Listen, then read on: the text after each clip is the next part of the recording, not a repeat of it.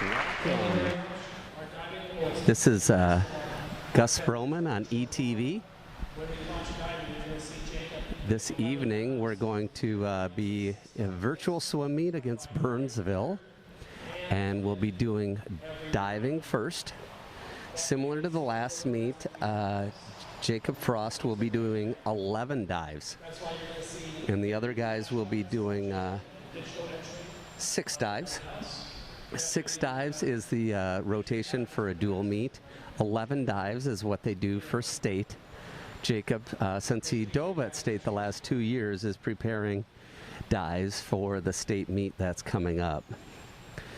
The order of divers this evening is: first is Sam Johnson, second Clark Amond Marshall, third Gabe Frost, fourth Owen Kipp, fifth Jacob Frost.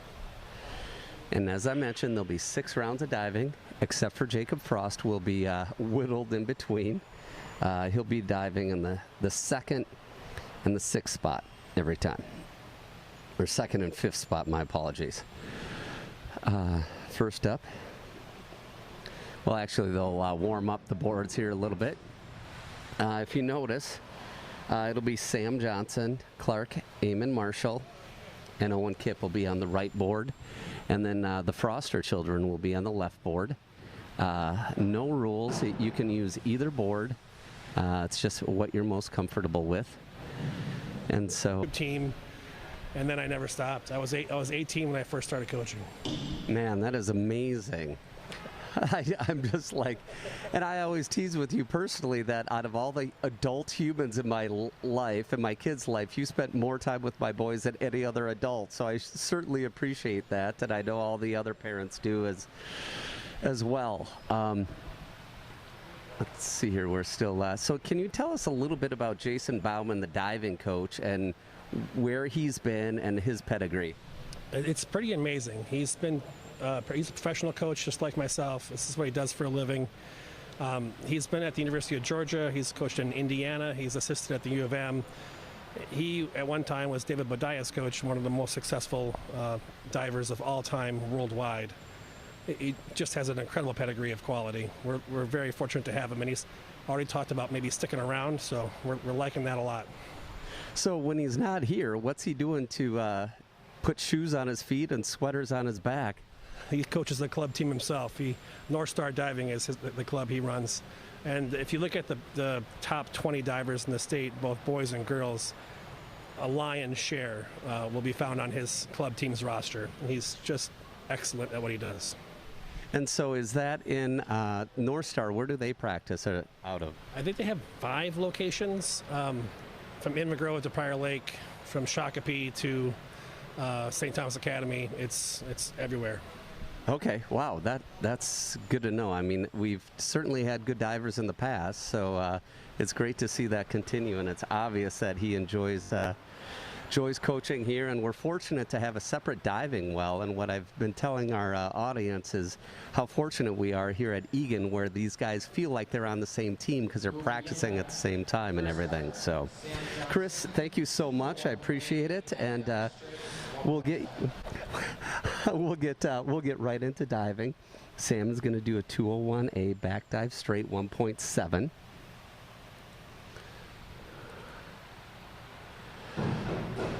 Oh, that was looking good. Every week, Sam gets better and better. That was fantastic. So we'll have electronic scores for 24.23. Second diver, Clark Ahmed Marshall, 201C, back dive tuck, 1.5. Right, Clark is going for his, this will be his easiest dive that he'll do in the evening. He also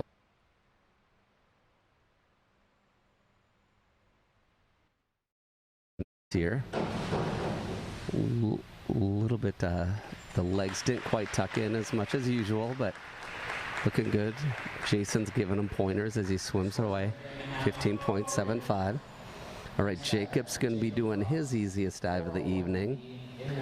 It's going to be an inward dive pike. This is his easiest one, a 1.5. Look for very little splash as he gets into the water. Just a real smooth He makes it look super simple, like a walk in the park.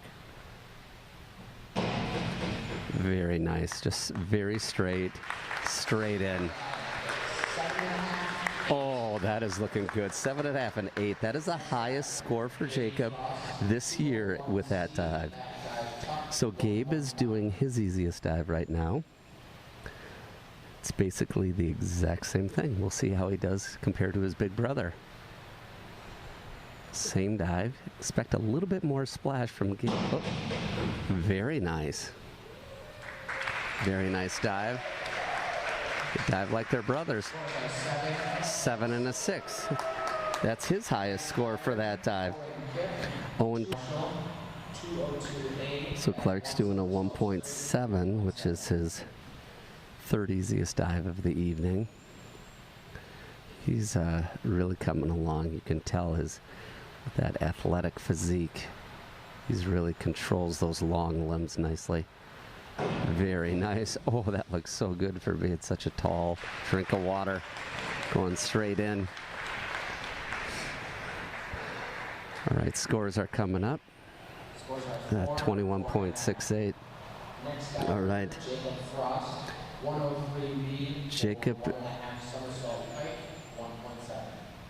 Jacob's doing his 1.7 dive, his second easiest dive of the evening. Gets a nice run at it.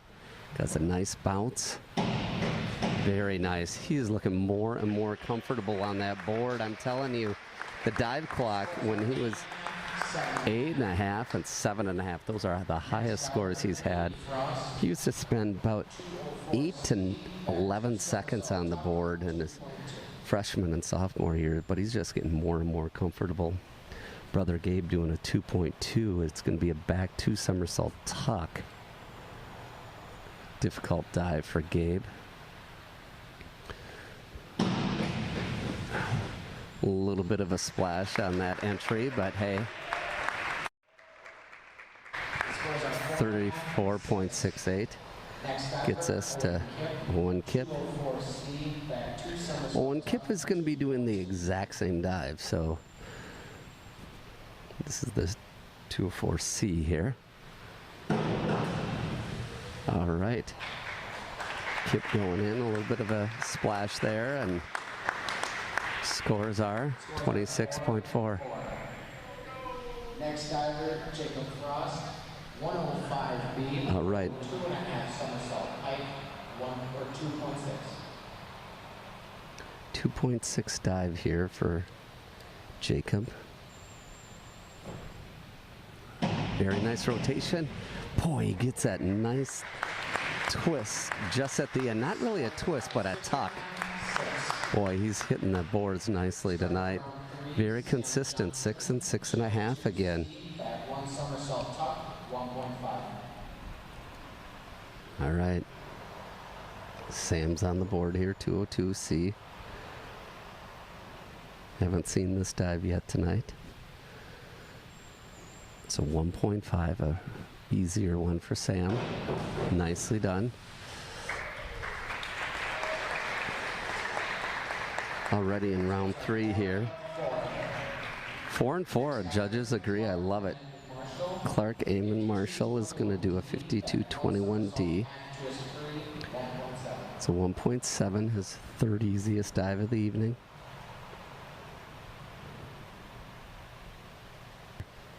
Owen Kipp is going to be doing a 1.6 dive here. Quickly. Ooh, very nice. Good rotation in the air. Kept his line, a little bit of a splash. 5.5 and 6. That's a good score for Mr. Kipp there. Jacob's going to be doing a 1.6, one of his easier dives. He's at his halfway point with 11 dives.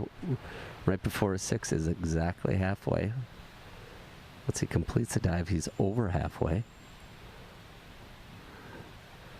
Very nice. Ooh, that was a really good line from up here. I mean, couldn't you just see that on the camera? Great crew. Very good score with a 7.5. That is fantastic. Love the camera work by ETV, just showing that air and then that lack of splash. Sam's going to do a 1.4 here.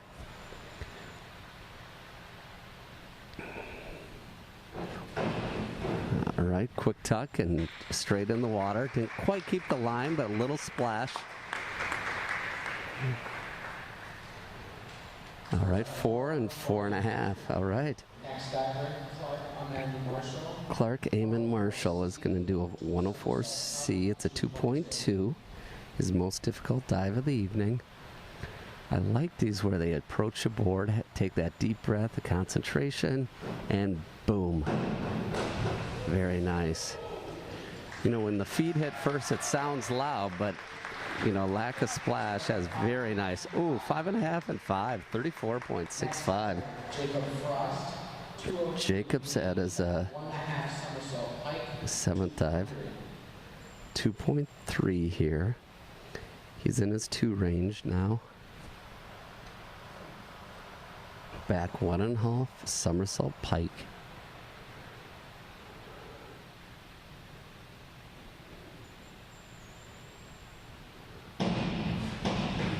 Very nice job on the control and the entry. Legs were a little bit of apart. 5.5, 6.5. That was his lowest scored jive of the evening. Receive inward 1.5 somersault tuck, 2.2. Gores. All right, quick dive there by Sam Johnson, 1.2. 15.3. Clark is going to be doing a inward 1 somersault tuck. It's a 1.6. It's the 3rd most difficult dive of the evening.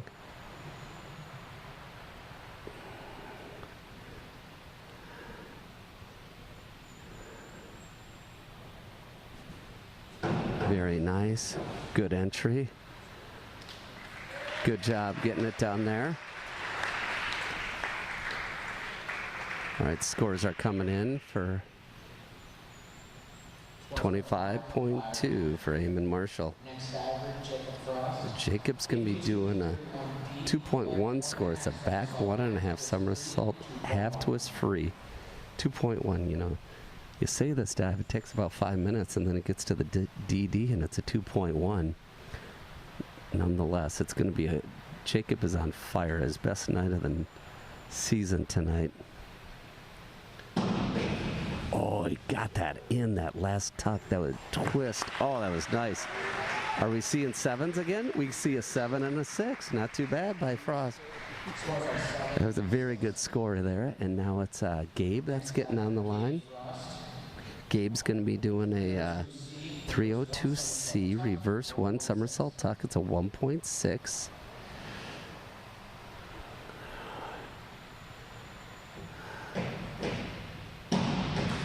Oh, very nice by Gabe. You know, it's really showing some of the experience that Jason. Good job. Very well done. 5 and a 4 scores. Clark Amon Marshall. 2.2. This is most difficult dive of the evening. It's an inward 1.5 somersault tuck.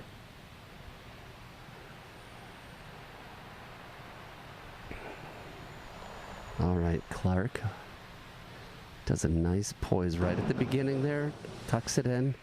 The knees didn't quite straighten out, but the rest of the dive looked great. 4 and 4.5, 28.05. Jacob's last dive of the evening. This is a 2.8. This is his most difficult dive. Inward 2 somersault tuck, a 2.8 here. Boy, if he can get it in the 6s and the 7s here, this would be so good on a DD. That's 2.8. The multiplier adds up. Let's see here. Gets it in. Comes at a bit of an angle, bit of a big splash, but nonetheless he got in. 6.5 and 6. Very good night by Jacob Frost. He's handing it over to Gabe Frost to do his final dive of the evening, which is a 1.7. Also his most difficult dive of the evening. They're saving the most difficult for last. Nice approach, good bounce. Nice entry by Gabe. Well done, Gabe Frost. Scores at 5.5 and a 7 for a 31.8. Owen Kipp, Last dive of the evening. Soak it in, folks. It's Owen Kipp, 52.25D. Back one somersault, 2.5 twist free, 2.7. That is a difficult dive. I have not seen this on his dive list before. Let's see what's going on. And he gets it in. The left arm was out a little bit. Bit of a splash, but nonetheless, that was a solid performance by Owen Kipp. 5.5 and a 6. So that concludes diving for the evening. That went really well. Boy, it was good to see Jacob get all 11 dives in, some of the highest scores that he's seen yet this year. So that is fantastic. Was able to. Everybody was cheering, and going into the 400 free relay, I knew that our relay needed to be really quick and explosive off the blocks, and everybody's doing good times. It's getting neck and neck, and Rosemont seems to be getting a little bit of a lead, and so it comes down to me and actually the same guy that I was racing in the 400 free relay against Rosemount. And so he jumps in, I jump in a little bit after that. But before I jump in, I see like right in front of me at the edge of the pool, cheering me on. It was the whole team, and it was just super cool to see. And I jump in, and I'm going out super fast. And by the time I get to my second 50, I'm already a little bit ahead. And I keep going, I keep finishing, and I finish, and I realize that we won. And just looking over and seeing at the edge of the pool that our team is going absolutely nuts and crazy bonkers was just super cool to see. Everybody just explosive. Everybody in the stands even was going absolutely nuts, and it was just super cool to see that happen. Yeah, when you have a sport like swimming and it's the sections and the point totals gets to be in the 600s, and you have a meet where it's decided by 1 or 2 points, it is just so rare. And you're absolutely right. Everyone was going absolutely bonkers. And in fact, we had some friends up in the stands who had never been to a swim meet before. They looked over, they're like, man, swimming is hype, dude. And so they were cheered for you. But come on, be honest with us. If everyone is screaming in the stands and you're kicking as hard as you can and you're swimming, do you hear a thing while you're swimming 100 freestyle? Usually, yes, I will, but I'm usually too far into the zone where I can't really hear a thing. I'm just hearing the water going past my ears. Okay, so 7th consecutive section title. We've talked on air before that by far this is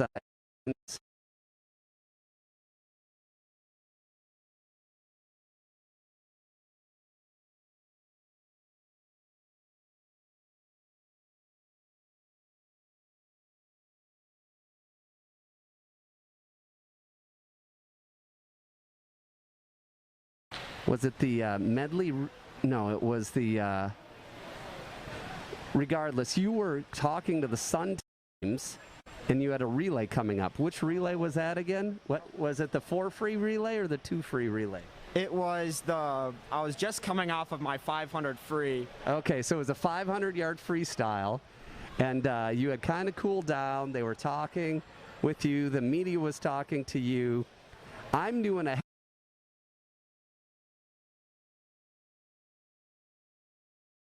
at the blocks, and then all of a sudden I see my son Hans getting that nervous look and the little whack-a-mole turning the head. Tell us what happened there. So some interviewer pulled me aside and started asking me questions, and obviously I was like, oh yeah, I have plenty of time, no problem. So I was talking with him, and then I hear out of my ear, I hear Hans yelling my name, and I'm like, oh shoot, they already started, and there was already somebody in the water, and I'm like, oh boy, I better go get over to the edge of the pool so that I can actually get in and swim the relay. Yeah, that was hilarious. It was almost a relay start, just climbing up and diving off the block. So last time we talked a little bit on air, not with you, but individually about the backstroke flags. I know your sport or your specificity is not the backstroke, but tell us about the backstroke when you see the backstroke flags and what you do to get closest to the wall to push off. The biggest thing that I do is count my strokes. In practice, you learn a lot about what your stroke count is of going into the wall. Mine isn't that much strokes, but it's really just about counting your strokes so that you don't hit your head on the wall. So you see the backstroke flags as your eyes are to the ceiling. You see it, you do 1, 2, 3, 4, and then you flip on your belly. Do you get one stroke? And then explain how you do a flip turn out of that backstroke. 3 strokes, and then I'll flip to my front, and as I'm flipping to my front, I'll do a stroke, and then I'll flip in to my flip turn, and then I'll be already on my back. So then I'll start doing my backstroke flip turn, and then I'll come and do my dolphin kicks. So when it comes to your body is a little bit more, just a little bit, and then I'll start doing a few kicks, and I'll usually go to about the 1/3 or a little bit past the 1/3, because that's about where the waves have kind of died out a little bit from after you've coming in from the turn and coming off of the wall. Yeah. Know where 1/3 is in the pool. I mean, it's a 25-yard pool, and you say it's when the waves dissipate. Is there a line? Is it a number of kicks, or how do you even know, Jackson? Well, for me, I like to count my kicks, so I usually do like 3 or 4 kicks, but it's also marked as a different marker on the lane line. At the Eagan pool, it's red compared to blue and green.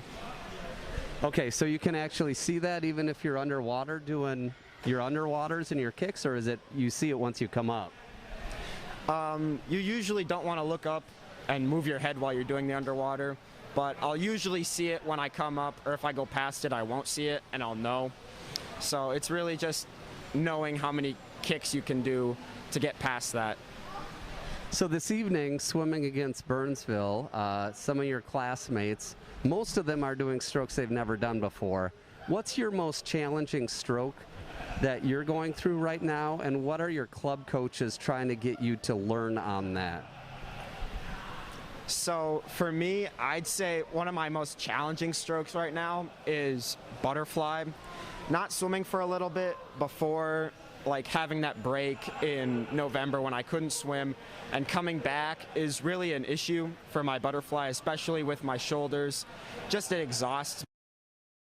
Really, it's just learning to keep long strokes and making sure that I can have enough kicks off the wall so that I'm not doing too much butterfly.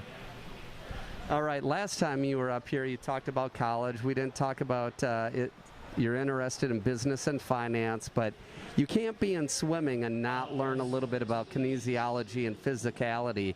I see these guys, when they're done with the 500, fall into the diving well and start cooling down. What are you looking for when you, most of us are like, you're done swimming, stop swimming. What are you looking to do when you cool down, and what's the science behind it? Cooling down is super important after every race, even the 50. It's really about taking lactic acid out of your muscles and just really cooling down your heart rate, making sure that it's low enough so that you're not really exhausted after your race, so that you're getting nice and cooled down. Awesome. Jackson, thank you so much. Santoyo Lopez doing the butterfly. Coming in lane 2. That's Roni Shrista. And then lane 6 in the water, that's Ben Currens. So you're going to see most of the guys that are on the varsity relay, both the A and the B, will be swimming in this JV.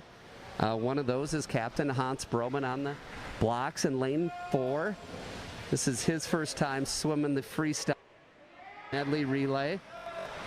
Lane 2 is Vidan Shrista in the water. And then lane 6 on the blocks, Gabe Frost, the diver.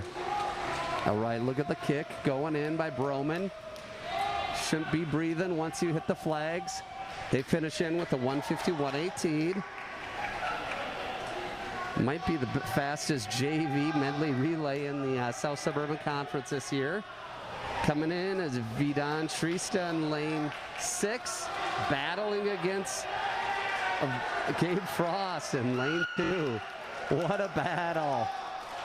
Oh, what a battle. Just going crazy. It's great seeing extra physical workout. They just come doing the mental thing of diving. Something funny. The guys are laughing and Gabe Frost is waving to the crowd. He did something amazing. All right, the varsity relays are up now. This first one is packed with 2 8th graders, 2 10th graders. Second one is 2 9th graders, a 10th grader, and an 11th grader. Having a lot of fun tonight. Boy, it's good to see the kids just enjoying an evening on a Friday night. Tell me, what were you doing in high school on a Friday night? Were you swimming? Were you racing? Were you challenging yourself both physically and mentally? That's what these boys are all choosing. What a great choice by every single one of these men. In lane 2, that is Victor Santoyo Lopez. In lane 4 is Miguel San Jose. Good couple of backstrokers here. Victor Santoyo Lopez and his brother Emilio are fantastic freestylers, but they can also do the back blocks now. It's in lane 4. That is Derek Bango who will be coming in. And lane 2, that is Will Wynn. We'll be doing the breaststroke. Okay, look at that. Look at the head count. Both of these guys really get up and go. It's a really technical stroke, knowing whether you're, how much do I glide, how much effort do I give? And also, as Jackson Keller mentioned, you want to count your stroke cadence. These guys are going up and down. It's so fun seeing Derek Bango. He really gets up and stretches out. On the blocks in lane 4 is Harrison Bowie in the water. In the water in lane 2, Reese Heenis Cook. These will be your butterflyers. Bowie is, as I mentioned last time, generally a long distance swimmer, but has been really working on that butterfly.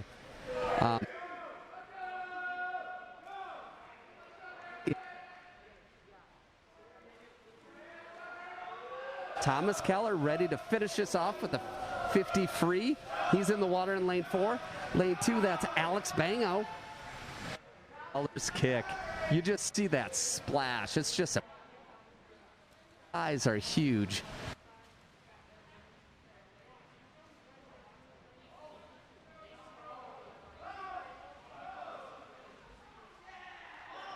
$78.78. If you're wondering, that varsity relay did beat that JV. That brings us to the 200-yard freestyle relay junior varsity. Good to see that medley relay. It's as we mentioned last time, having a clean exchange is so important. Anders Broman was up in the booth explaining that you look for getting right across that block of the black line, and you're kind of guessing. You're trusting that your teammate is going to finish the stroke. All right, lane 2 is Lucas Hanna. Lane 3, Roni Shrista. Lane 4, Carson Rivard. You know, interesting family fact on Roni Shrista, the senior in lane 3. Both of his parents are immigrants. So what?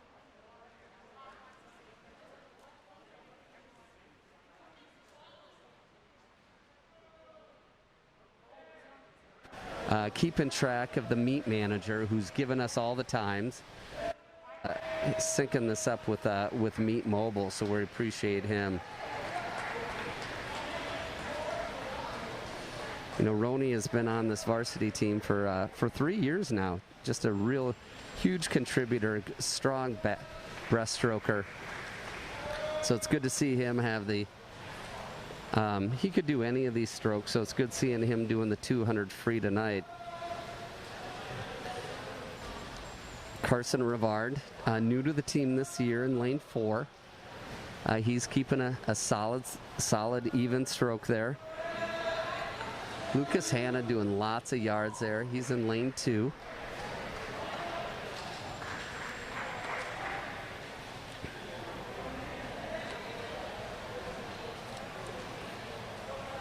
Lucas Hanna, when asked, what do you do to pump up for a meet? Loves eating a sandwich and hanging out and pumping up with his teammates. End of the season, he loves to go out and eat.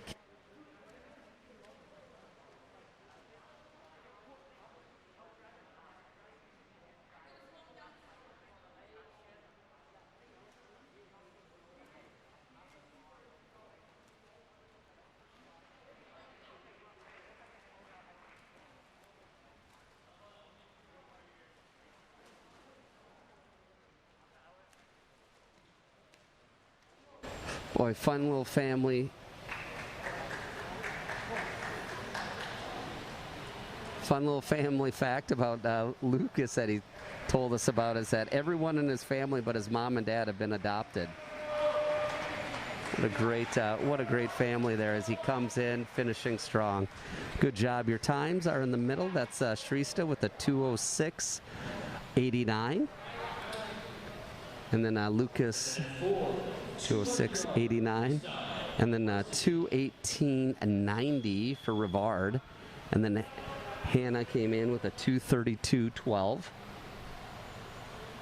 We'll compare those JV times with the varsity times. It's a fun little comparison tonight. Coach Morgan was excited to see who he has going for non-seniors, looking for what his the future of his team will look like. All right, your varsity swimmers are getting on the blocks.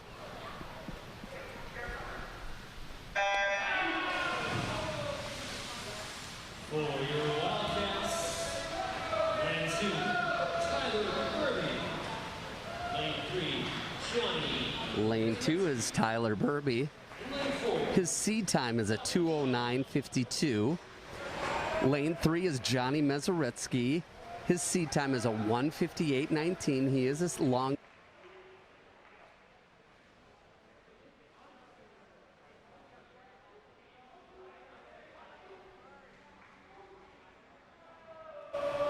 We'll see if all 3 of these guys get underneath the JV times tonight. All right, good to see the guys at the end of the pool cheering.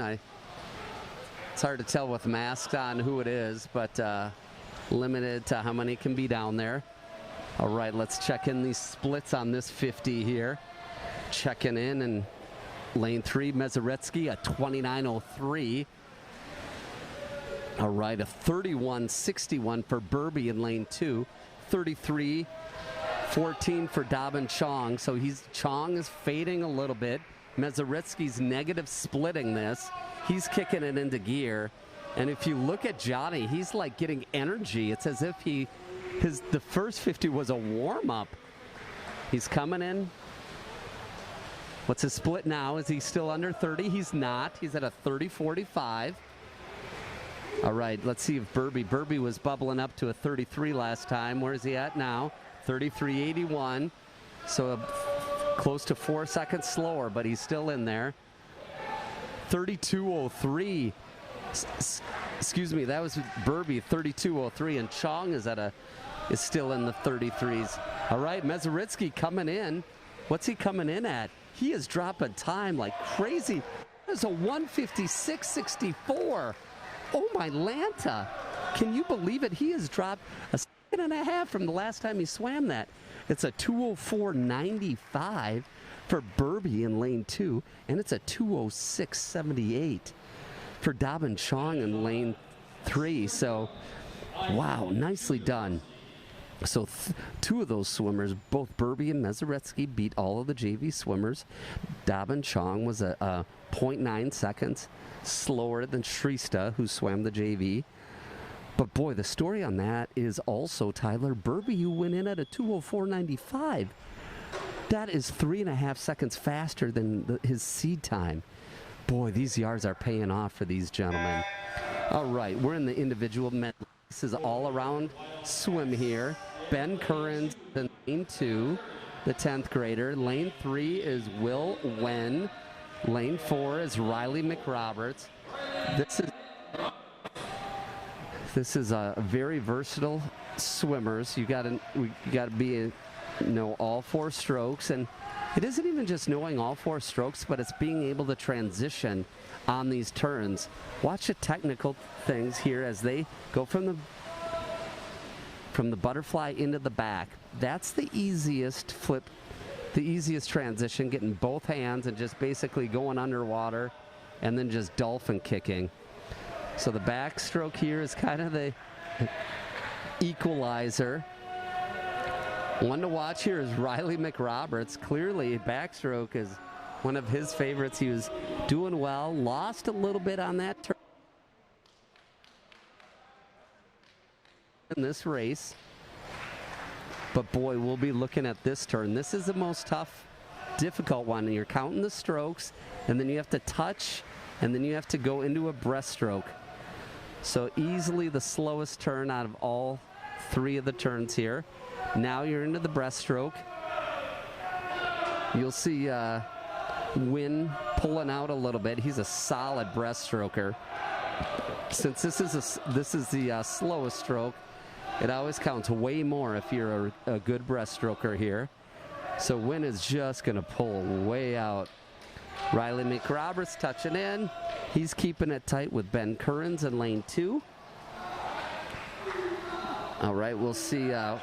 Watch Will Win extend it even more in this freestyle. Both hands on the wall. This is the second most simple transition, breaststroke to freestyle. He's off to the races. Boy, has Ben Curran's done a nice job on that. He pulled ahead of McRoberts there in this freestyle. McRoberts touches in on that breaststroke, and they're coming in.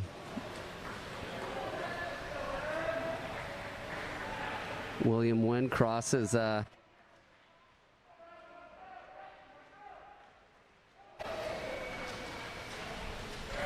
Will Wynn, 2:29.84. He shakes time he swam that.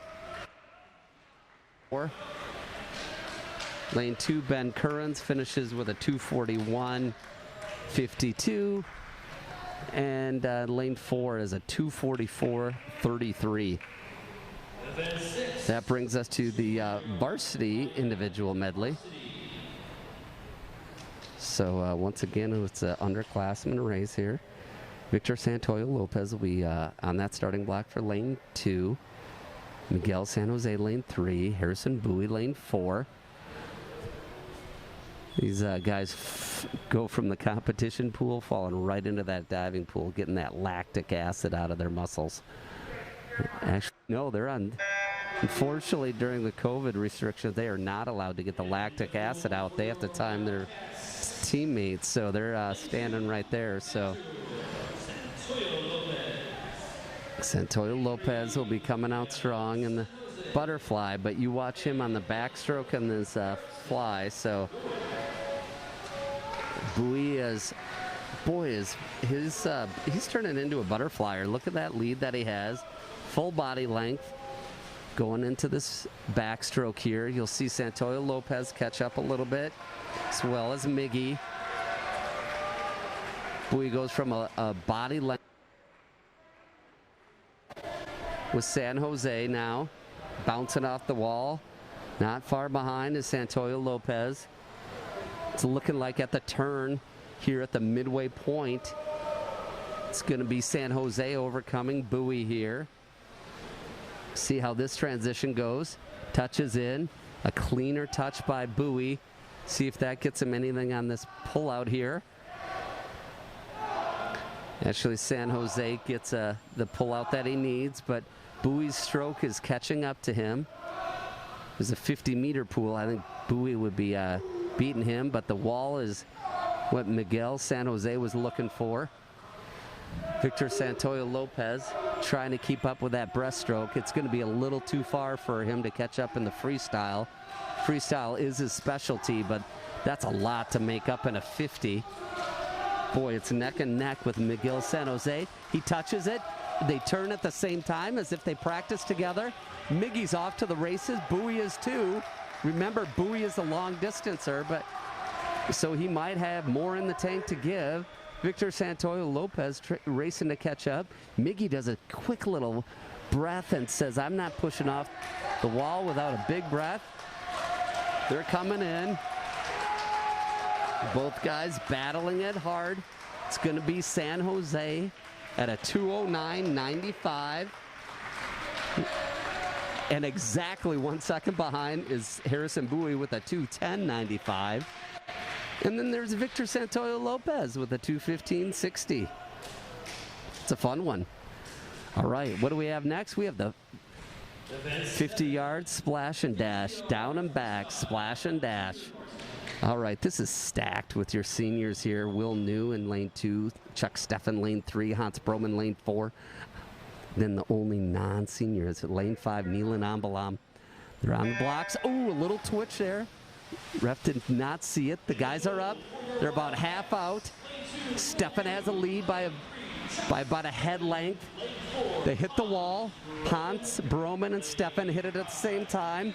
Broman gets a better push off the wall. He's gained a half a body on Steffen. Neelan Ambalan digging in hard. Let's see what Broman finishes in at. He takes it at a 23.81. Steffen is at second, 24.38. And then we have a 26.53 by Will New. And then in fourth place was Ambalam with a 28.78. All right, the splash and dash for the varsity. We'll compare this out. Derek Bango will be in lane 2. Thomas Keller will be third. Alex Bango is in lane 4. I'm guessing, let's try to get Keller under a 23, huh? Bring it home. He's the only one who's, I guess Broman had a 23, but he's the only other one who has a 23 this season. Keller bounces off the wall, the big underwater there. Look at that motor going with that leg kick. Full body length ahead. He's coming in hard. He's not breathing anymore. He hits that wall, 23.07. Fantastic. Love to see that 22 next week. We have a 24.67 by Derek Bango. And we have a 25.08.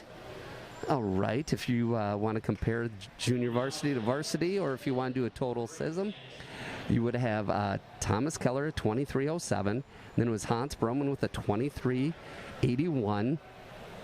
And then it would go Chuck Steffen with a 24.38. Derek Bango at 24.67. Alex Bango at 25.08. Will New at 26.53. Neelan Ambalam at 28.78. I am not a numbers guy, but I can write and I can recite. Okay, I've been waiting for this story time all season long. This is about Chris Morgan. Buckle in for the story that you've never heard that will make you realize why Chris Morgan is so dedicated to this program. Believe it was 6 years ago.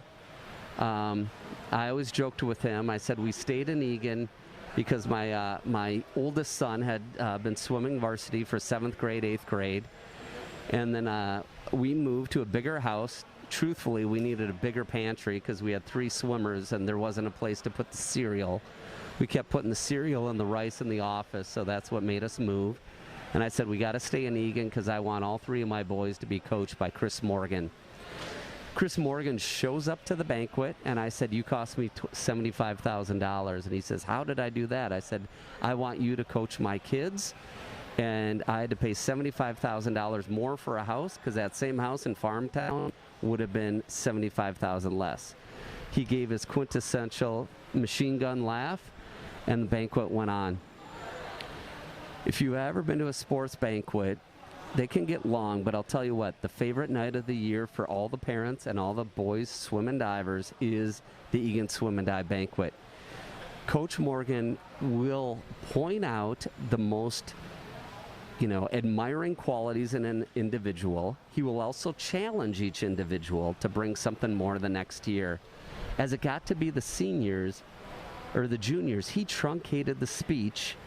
Something was up. We thought he was having an asthma attack or something. Are you okay? He's like, I'm okay. He went home, took a couple aspirin. Then he's like, I should probably go to the hospital. He goes to the Fairview Ridges Hospital. We had a diver at the time, Brendan Wynn. His mom went from the banquet to the hospital, sees Chris Morgan. Chris is like, I'm short of breath. Chris Morgan was having an aorta dissection. What that is that his aorta was tearing apart. They said, you need to go to the University of Minnesota right now. And he's like, oh, okay, where's it? They're like, no, the helicopter is right there. Get in the helicopter. He gets in the helicopter. He arrives at the University of Minnesota.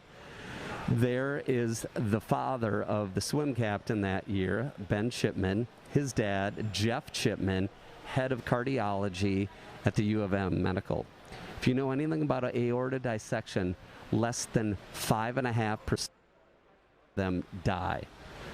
Chris was able to survive that event, and what was really stunning is he goes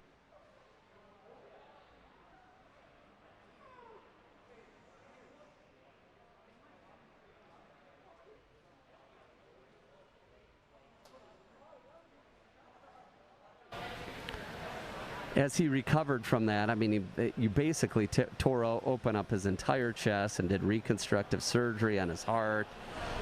He was interviewed by the media. He was actually on several billboards for Fairview, was on the screensavers, but he tells that story to the boys as a motivator. So, and that's one of the reasons why Chris believes that Eagan is a place for him and he's not willing to go. So, I did apologize. I said it wasn't me saying that you cost me $75,000, was it? He's like, no, it's not you. The next year we went to have that banquet there. I'm like, Chris, you doing okay? He's like, I'm having flashbacks. But he goes to University of Minnesota once a year. He goes down to Mayo Clinic. He actually visits a Brazilian doctor who comes up from Brazil.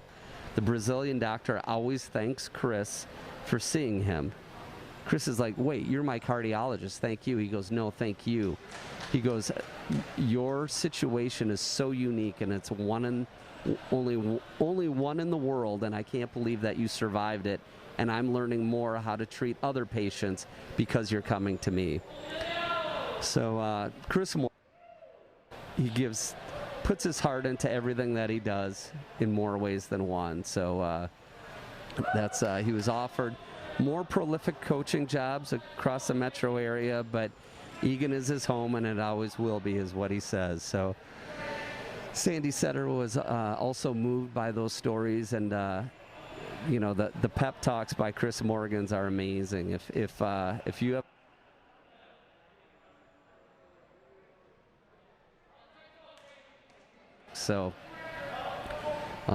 they are fantastic, but so we're just very fortunate to have him and in this program. A reminder, please be quiet once the whistle sounds. Again, please be quiet once the whistle sounds. Now, on to event 11, the boys, 100-yard butterfly junior varsity. All right, we have Emilio Santoyo Lopez, the lone butterflyer in lane 3. I'm telling you. And Emilio is off. Amazing. She has taken pictures of these boys for the last 5 years, compiles a Shutterfly book that is to be cherished.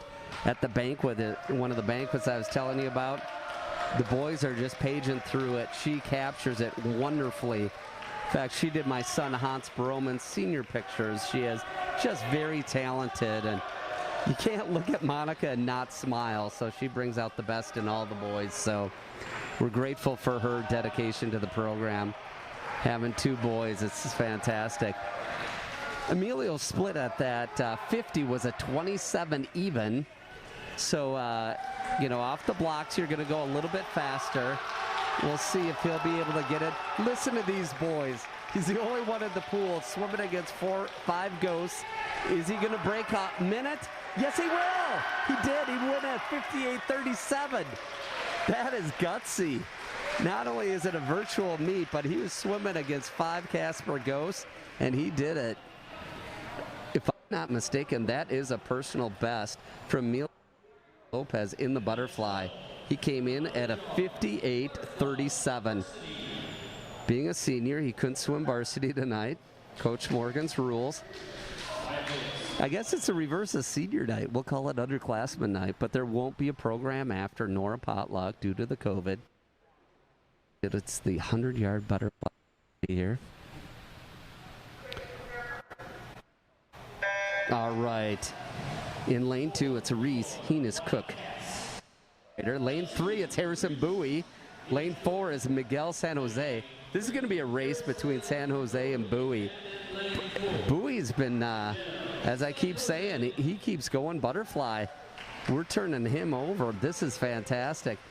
These guys are stroking in. Now, this is the cadence that I was telling you about. Greg has a really nice view on these guys coming into the wall. It's all in the stroke. Did you see how Miguel hit that wall?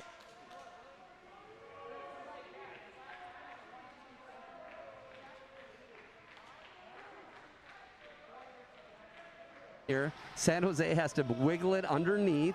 Bowie has a better stroke cadence and grabs it. Gets a better touch off that wall. This is similar to the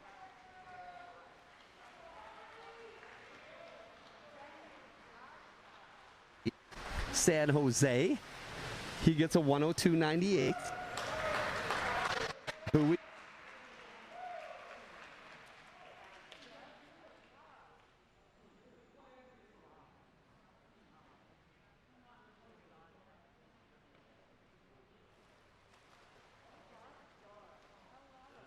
This puts us to the we're going to be quiet for the start here.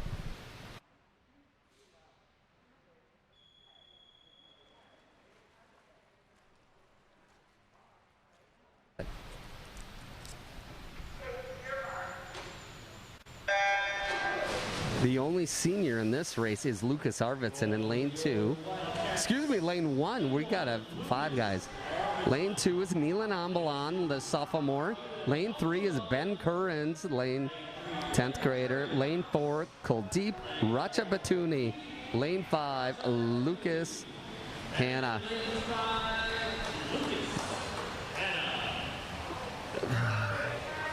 Let's see how these guys are doing. First split coming in as a 29-24. All these guys have C times. We'll be comparing it to the last time they swam this race. I believe it was Prior Lake, most of these guys. As of now, Currens is way out. Excuse me, it's Lucas Arvidsson out by a couple body lengths. He's so far out and against the wall, I didn't even see him. He's ahead by a body length and a half. Arvidsson, is he going to break the 59? Oh, he does, a 58.98. Nicely done, Lucas Arvidsson. 101.20 for Currens. And let's see here. Lane 2, Neelan Ambalam went a 106.76. 101.20. And Kuldeep Ratchabatuni and lane 4 is a 106.17. All right, now we're going to do the 100-yard freestyle varsity. We'll compare that to that 58.98 that Arvidsson got. See if he was swimming varsity, if he'd get that, the V tonight. All right, in the water is lane 2 is Carson Rivard. Lane 3 is Victor Santoyo Lopez. Lane 4, Tyler Burby. A couple of fast guys.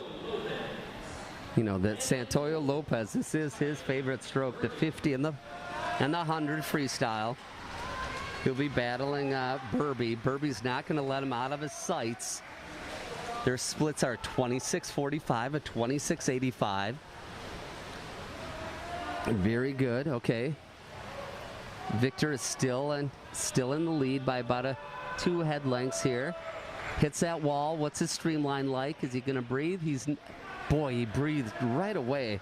Keep your head down, Santoyo Lopez. Breathing is optional. Take a stroke. Keep that streamline, that push off the wall. They're coming in. Oh, and Burby snuck away from him. He snuck in at a 55. 54. Meanwhile, Santoyo Lopez got a 55.84. And Rivard got a 58.12. I'm going to say it was that extra breath after that push of the wall. Instead of riding that streamline, Santoyo Lopez took a breath, which takes your momentum off that wall. Burby hit it hard, was stroking right out of it, kept that steam, and it was able to sneak it out by 0.3 of a second at the end of that. All right.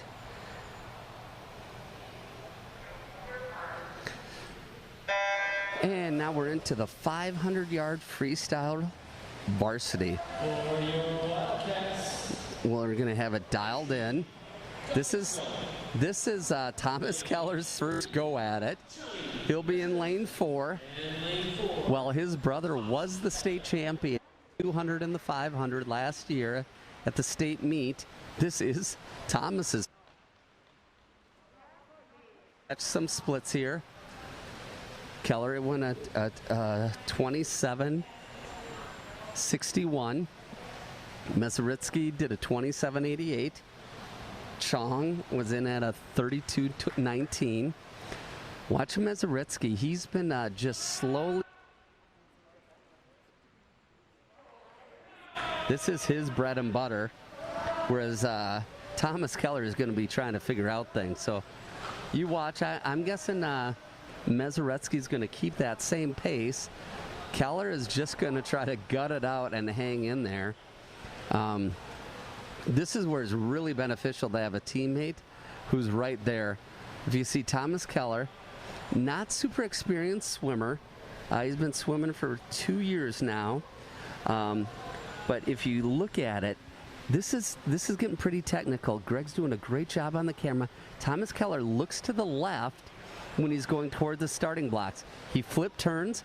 Watch, now he's going to look to the right. He's looking at Mesaretsky every stroke without having it distract him. Mesaretsky, on the same token, he just breathes right. So he's just going, this is my race, here's how I swim it. But Keller is just so competitive. He's wanting to see where's Mesaretsky, and it's like a pace rabbit. Good for Thomas being able to breathe out of both sides of your mouth. That sounds like a figure of speech. Keller losing a little space now. Now he's breathing just to the left, so we know that something's getting a little bit more challenging for him. Now he's breathing to the right a little bit. He sees where Mesaretsky is. He's, coming into the halfway point of this race, and candidly, he's doing a decent job staying with a half a body length, but at the same time, Mesaretsky's, I believe he's playing with him as if he's in a ping pong game, but we'll see where that goes. Mesaretsky has been swimming this event for years and years. Checking in lane 2, Dabin Chong is he's hanging in there. This is a big event, and Chong is keeping his stroke, kind of losing his streamline a little bit, but he's burning some energy getting that. Chong with a decent push off the wall. Unfortunately, breathes and takes that streamline away. Mesaretsky, little look-see at Keller, hits it. Keller needs to bigger off the walls. His strength is in his legs and in his quads. So when he hits that wall, Keller needs to get a better streamline if he's going to stick with Mesaretsky. Mesaretsky hits it. There he goes. He takes breath. Keller fading a little bit more. Chong staying in there. He's going to hit the wall. Wiggling a little bit there. Chong is hanging in there. Mesaretsky is about to blow this thing wide open. He's now a body length from Keller. Keller, who is the sprinter. They're shaking. Remember the signals of the of the numbers. If you're shaking it up and down, it means go faster, go faster, go faster. If you're wagging it side to side, that means keep pace. And as Jackson Keller told us last week, there is no go slower. I guess we always have to go the same pace or faster. It feels like all of life, doesn't it? Mezaritsky finding that fifth gear now as he's getting into this, the last 3 lengths of the pool. Mezaritsky's going to hit it hard. Keller doing a really nice job for being a 50 and 100 guy, trying to hang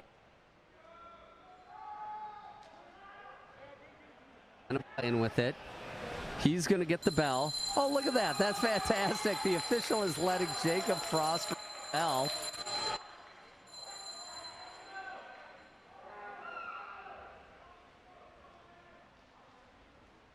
Honor. Love the official having a good time. Captain Jacob Frost gets to ring that bell. That's fantastic. All right, Mezaritsky. All right, looking at his time to beat. He has a 5:23.68 as his seat time. Keller, oh my Lanta, he's pulling it out of nowhere. He has just saved it for that back 50. He touches in, surprises the pool with a 5:16.12. He was just playing with it. Meanwhile,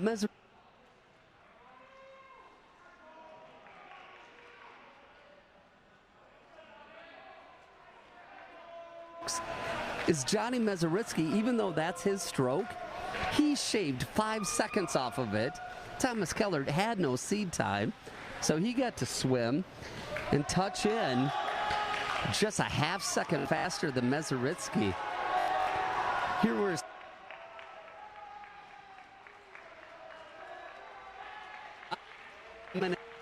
he is going to just get over that 6-minute mark. 6 minute .03. That is a solid time. Man, that is great. Going to take a quick break here. Got to grab some agua. Got to take the mask off. One moment, please.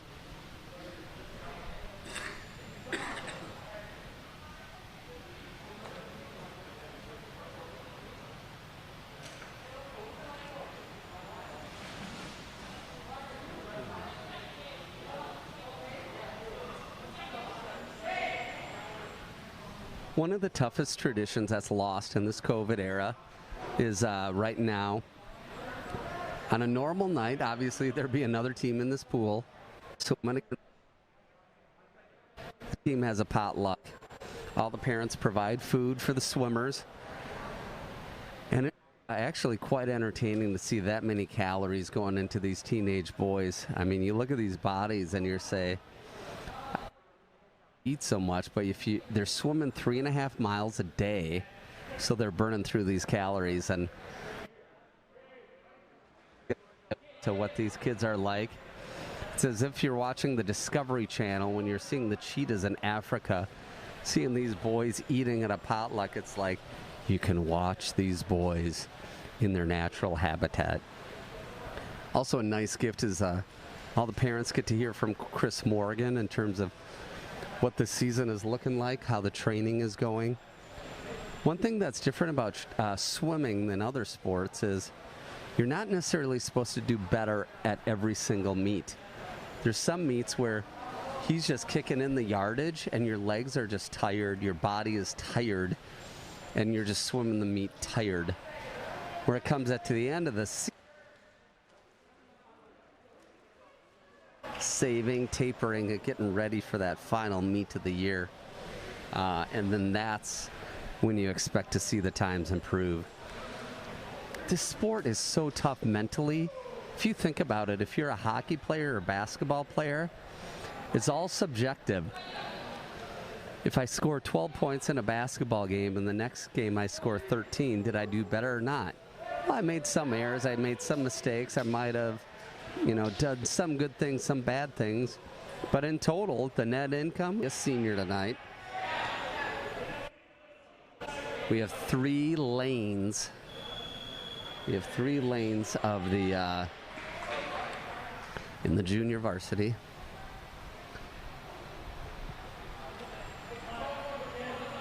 Two, 4, and 6.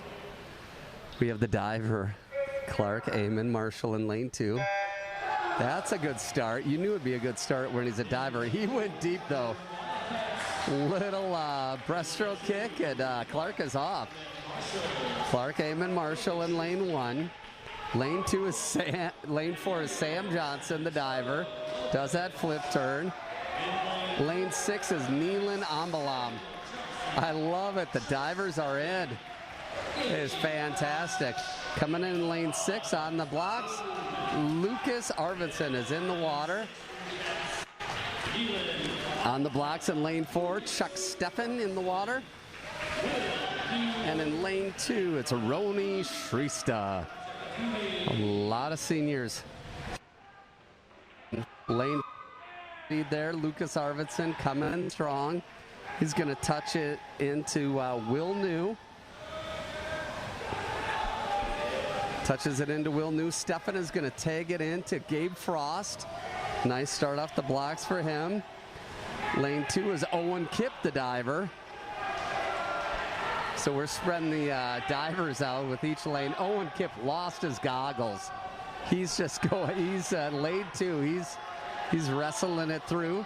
Lane 6, where are we at? That is Kuldeep Ratchabatooni. Captain Hans Broman in lane 4 in the water. That split coming in. Oop, Vidhan Shrista was in lane 1, not lane 2. His teammates told him kindly.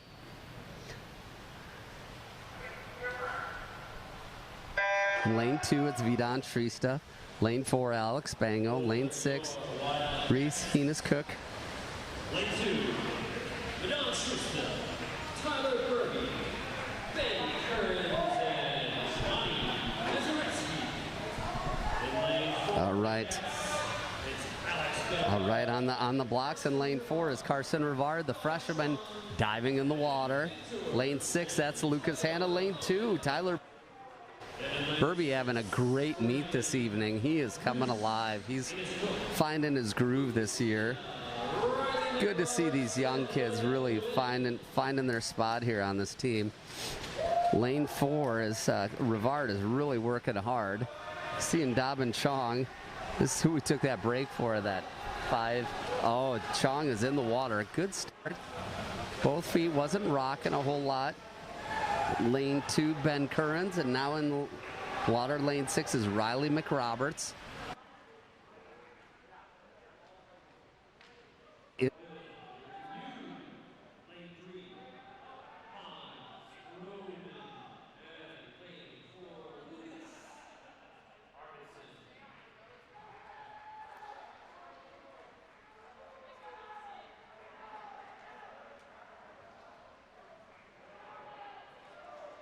We have a global pandemic, so all of that work went for naught.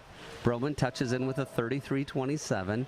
Next is in lane 4, Lucas Arvidsson, a 34.83. Lane 2 is 35.04 by Will New. Strokes are looking good. See with the flip turns on the front. One turn, boom, off the wall. The strokes are coming alive.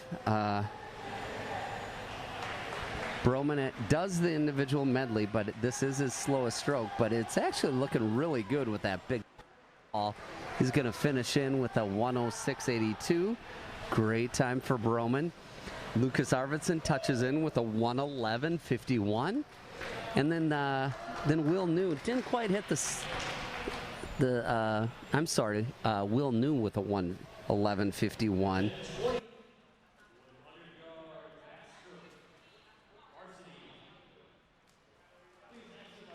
Guys.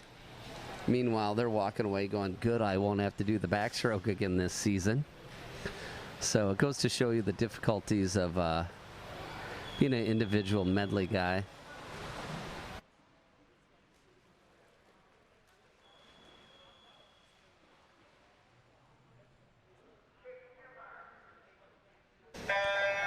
You have an 8th grader, a 9th grader, and 9th grader in this varsity heat. It's Vidhan Shrista in lane 2. Derek Bango in lane. McRoberts. We'll compare how that varsity, the JV winner does against these varsity winners, just for fun. Since if you're not racing against another team in the pool, you might as well race against a previous lane of your teammates.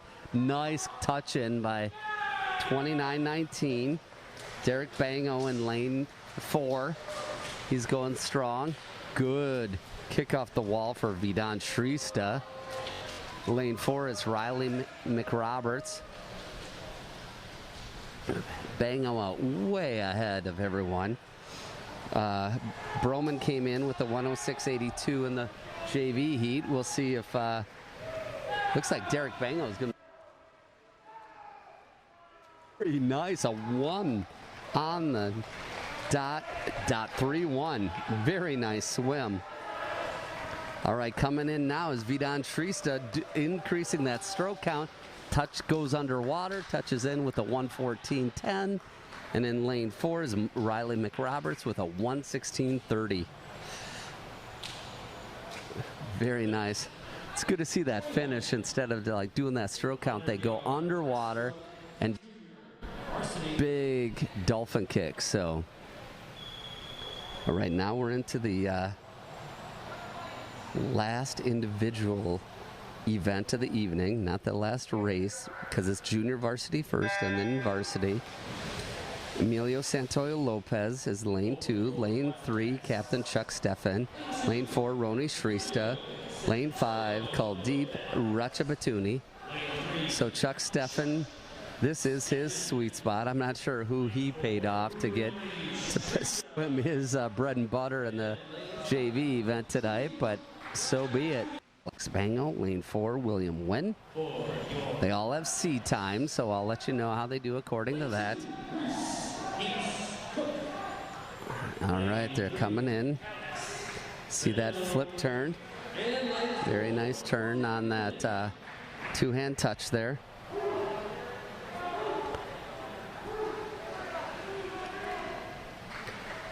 Alex Bango doing a really nice job up and down. Look at his arms, how tight they stay. Ooh, very on for William.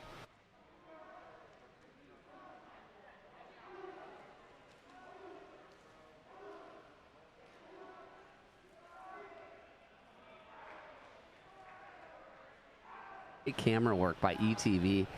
His hands are just so tight and so streamlined. Both hands straight underwater.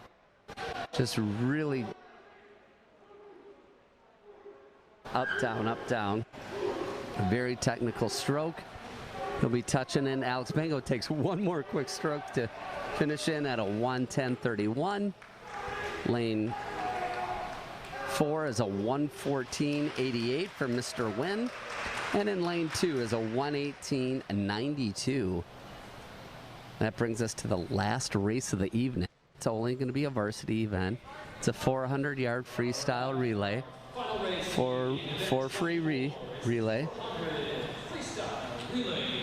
So this is the difference between a virtual meet and a live meet. As we talked to Jackson Keller, the state champion in the 2 and the 500. This place was lit when it was against Rosemount last year. When a race comes down, you've been swimming for 2 hours and it comes down to this race, it is just incredible to have all lanes filled and the wakes are huge. Just as a completely different feel. But we're grateful that these boys have something to do during this time. So Johnny Mezaretsky once again is in the water. He has officially swam the most yards possible in a meet. They swim the 2, the 5, and then the 2 relays. Mezaretsky and Miguel San Jose in lane 4. San Jose with the 26.49. Mezaretsky with the 27.72. All right, they're coming out hot. On the blocks in lane 2. It's going to be freshman Carson Rivard. Lane 4, Harrison Bowie. We'll get you their splits coming in. Miguel San Jose on this back 50. Win a 28.57.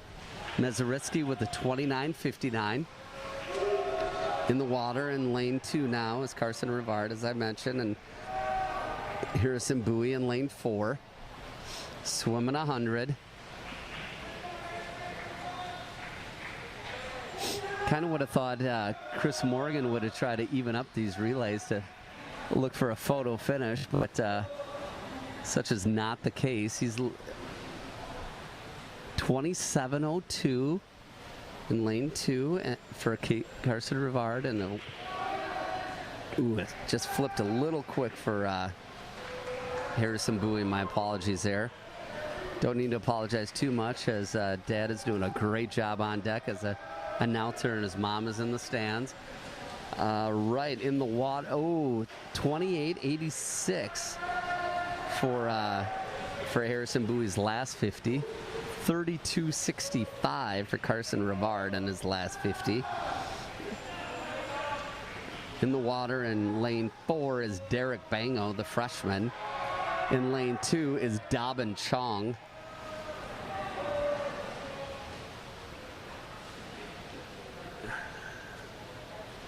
Bango touches in with a 26:52 as a split.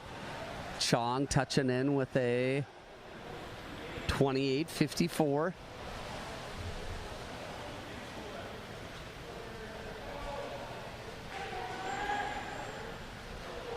All right, on the blocks is Thomas Keller in lane 4, the winner of the 500 freestyle tonight. First time he swam that event. All right, in the water now in lane 4 is Thomas Keller. Lane 2, Tyler Burby. Dobin Chong finished at split with a 29:95, so kept it under 30. Thomas Keller. I think this first split is going to be under a 24. Is it? 23:78. It sure is. Boy, that first one's always faster because you're on the blocks. All right, Tyler Burby hits the wall in a 26:50. Keller coming out, getting that big kick. 10 yards till he gets to eat some food. He's excited about that. Touches in. Relay finishes with a 3:36.74. 3:36.74. Tyler Burby doing the smoke, last swimmer in the water, doing a great job keeping that flutter kick going. Touches in very nicely.